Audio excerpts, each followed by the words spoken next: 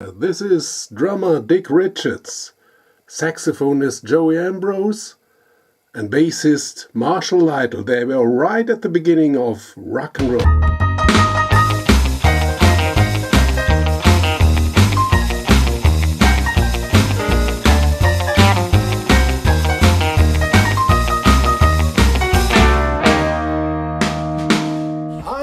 Bill Haley and his Comets were right there at the beginning of rock and roll. And while Bill Haley died in 1981, his Comets kept on performing. And in 2009 they were on tour in Germany, and I had the rare opportunity to do a radio interview with Marshall Lytle, Joey Ambrose and drummer Dick Richards.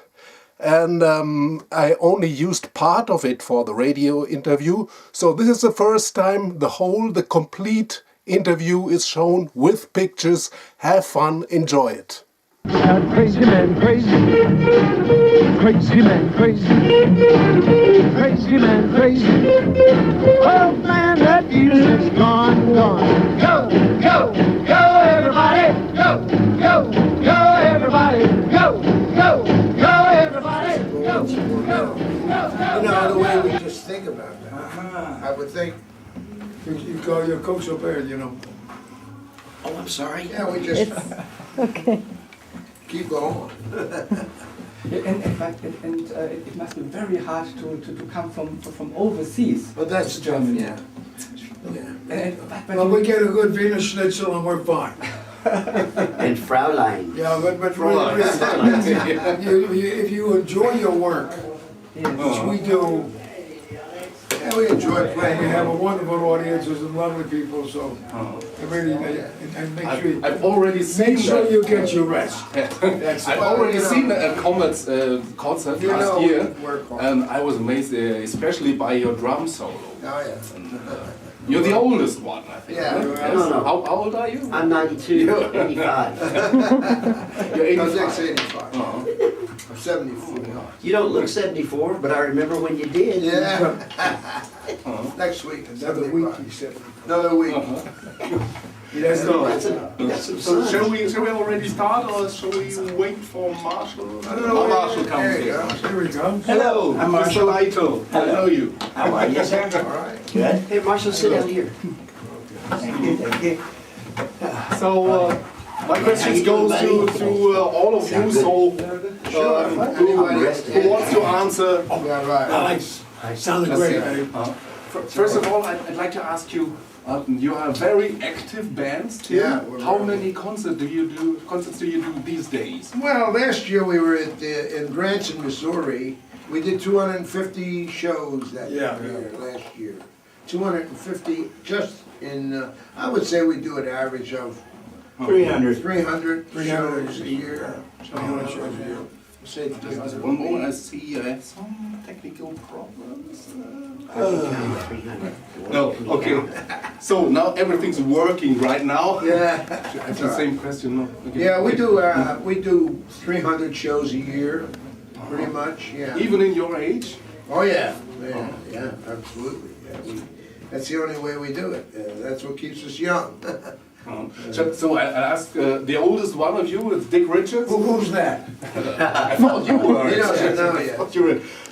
How do you keep yourself fit for the concerts? Well, I try to stay healthy, I try to eat right, try to stay in shape, and the drumming is quite an exercise, you know. Every day, we have a double bass pedal, you use that, and you use your arms, flailing your arms and legs at the same time for about an hour and a half, and it's terrific exercise. It's a road. And then we get, and it's more of an aerobic thing, but we also do it with rhythm. And I'm working with the greatest guys in the world, and the greatest audiences in the world, so it's easy. Many other rock and rollers didn't get very old, but you are very old and still active. So how does it come? Well, they don't understand that with medicine today and the way things have gone, that we have an extra, they gave us an extra 20 years of active life. It's not over at 65. No, I used to. And we can stay in there to 85 or 90 years old as long as we keep our health. Our body is like an automobile. You take care of a good automobile, you're gonna get a good service out of it. You take care of your body, you're gonna get good service out of it. Whatever your genes will let you, as far as you can go, but you'll get the most out of it. And the thing is, the music also is very stimulating. It really is, you know, it's just keeps you, it's happy music. And if you're happy, because once in a while we run unhappy when we don't get the right meal, but we're okay. So Marshall and Joey, you took place. You were there when Rock Around the Clock. Yeah, we were on the recorded. session. Yes, we were there. Do you still remember that? Oh, absolutely. Yeah, the night before we recorded it, we had a rehearsal in Bill's basement at his home, and Danny Cedrone was the guitar player on that session, and Danny didn't make the rehearsal. So we, the Comets with Bill, we worked it out that night, and then when Danny came to the session the next day, he learned what we had already figured out to do, you know, the night before. And it was very successful. We actually, the A side was supposed to be 13 women and only one man out. That was the other side, you know. And we spent 2.5 hours in the recording session doing that, because we had never heard it before the day we recorded it. Milt Gabler, who was the engineer, he had that song and he said, I want you to record this. So we never heard it before, so we had to learn it and rehearse it and get an arrangement on it. And then by the time it came for us to do the other side, which was Rock Around the Clock, he said, go ahead and do that rock and roll thing you did, like it was nothing, you know. And we already knew what we were going to do, and so okay, so we only had 25 minutes to record that. That was all with the only time, all the time that we had for the recording session left. So we did it twice, and that was good enough. And the rest is history, you know. So I asked Marshall, did you expect the extreme audience reactions of Rock Around the Clock? Oh, absolutely not. We didn't know it was going to be a hit record at all. It was just another song that was included in our daily repertoire. And Bill did the song more or less as a favor to the guy that wrote the song, James Myers, because James Myers had gotten us the contract with Decca Records. And it was kind of like a gift back to him for getting us the contract. He recorded one of his songs. And it turned out to be one of the best-selling songs in the world. And James Myers, the guy that wrote it and published it, made $12 million off of one song. And he did very well with it. How do you remember Bill Haley? How do I remember him? Yes. He was a wonderful guy, but he got kind of what they call staritis, or the big head, after he had some hit records. He kind of became very shy and didn't take care of his public the way he should have. You know, because we feel that you meet the same people on the way down that you met on the way up. And without your fans, you're not very popular, because your fans are the ones that keep you there. So that's why we meet everybody after our shows are over. We go out and handshake with everybody, and we'll sign anything they want signed. And you know, they love us, and we love them. You stick to the ground. That's right, and we know where our popularity comes from, and it's from our fans. One more question. In the older days, once Elvis was your support act. Yes. Do you remember Elvis? Of course I remember Elvis. How could you not remember Elvis? I spent a couple of hours with Elvis back in 1960 after he got out of the Army. By the way, he was our opening act in 1955, before anybody had ever heard of him. And then in 1960, after he had gotten out of the Army, I spent a couple of hours with him in the Sahara Hotel backstage with a bunch of other entertainers. And he was showing us all about karate. He was a black belt karate expert. And while he was giving us a demonstration, he asked me to hold his wristwatch. And he had been a star for 4 years. And the wristwatch was a gift from RCA Victor Records.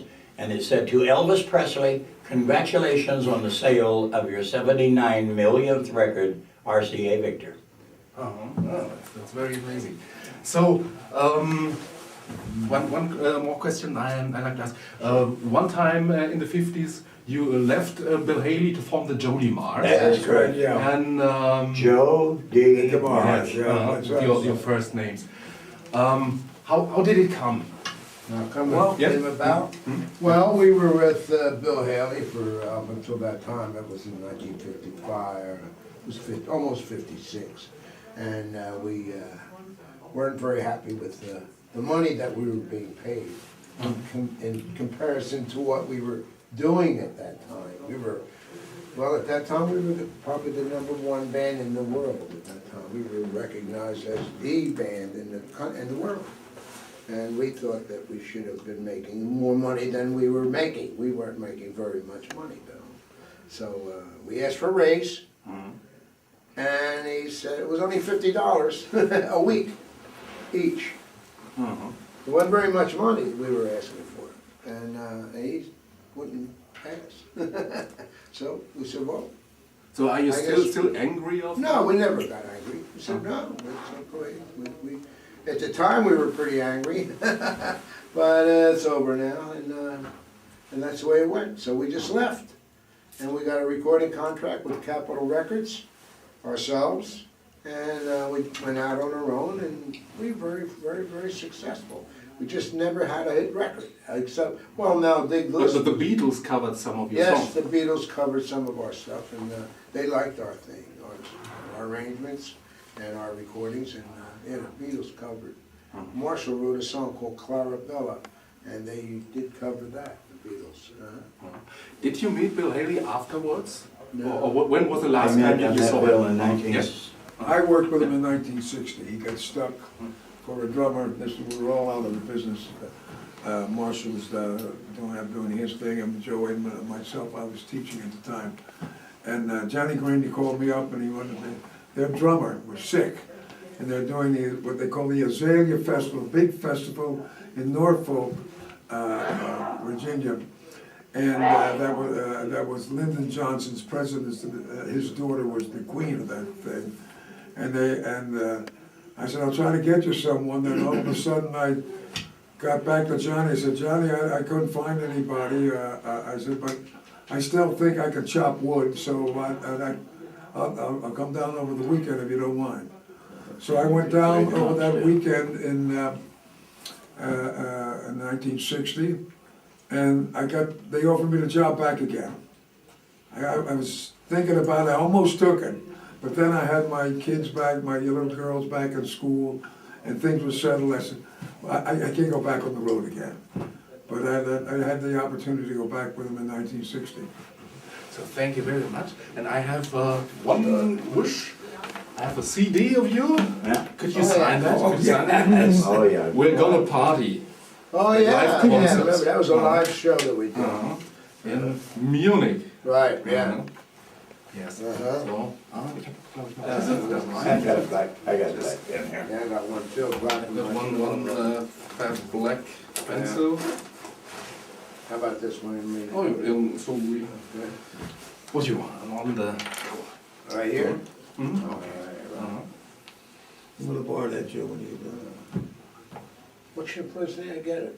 Huh? I'm gonna put to yourself? To you? That's for myself. That's for myself. My name is Dirk. Maybe we Dirk. could D-I-R-K? write that. D-I-R-K. Yes. Okay. Uh-huh.